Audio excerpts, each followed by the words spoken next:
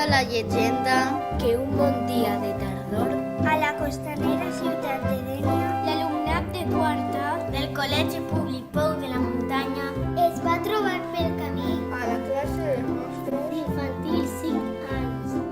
Aleshores, van decidir acompanyar-los i guiar-los en el fantàstic viatge de la lectoescriptura.